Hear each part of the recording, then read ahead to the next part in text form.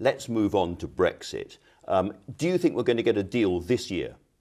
Well, I think what we saw at the end of last year, with the sufficient progress on the first stage of negotiations, was a real spirit of cooperation between the UK and Europe, wanting to ensure that we get a deal that is in everybody's best interests. So the timetable that we've now got going forward, of course, with that date of 29th of March 2019, when we'll be leaving the European Union, the first stage in that will be looking in more detail at the implementation period. It was important for business and for business confidence that there's agreement that period should take place. We now have to look at the detail of that and the expectation, and everybody's working to have that detail by the end of March in 2018. Which really means getting a deal this year.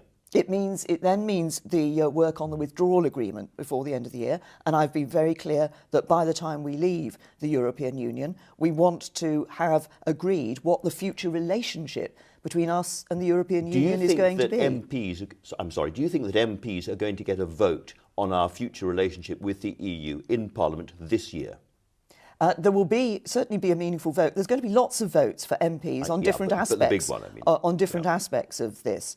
And of course, crucially, what the first thing that, if you like, in timetable terms, that MPs will be looking at is the detail of the withdrawal agreement. We've said to MPs they will have a vote on that.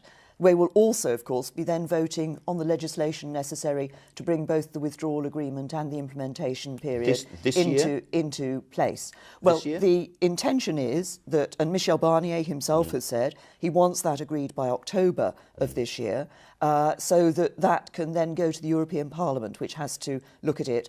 And we've said we want our Parliament to vote before the European Parliament does. When you were asked about our eventual relationship, you have a sort of series of formulas you use. You say it's going to be a very good relationship, it's going to be bespoke and so forth, which doesn't really mean a lot to people. When I asked David Davis about it, he said he wanted Canada plus, plus, plus. What does that mean? Well, it means that what we want is our own free trade agreement with the European Union. Now, we start off from a different position from other countries who start negotiating, and from Canada.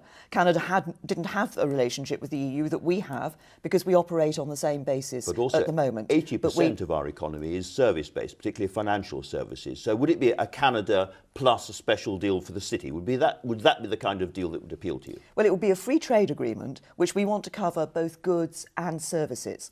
And what I want to do is to ensure that as we look at the Brexit deal going forward, it's important that we recognise why people voted to leave the European Union here in the UK. Some of that was about free movement and an end to free movement. Some of it actually was about the issue of the jurisdiction of the European Court of Justice and people wanting control. But at the same time, I think people still want to have a good economic relationship with the European Union. So we want as frictionless and tariff-free a trading relationship with the European Union as possible. And that's what we mean when we talk about having a free trade agreement, which isn't modelled on somebody else's agreement, but is actually the right one for the UK.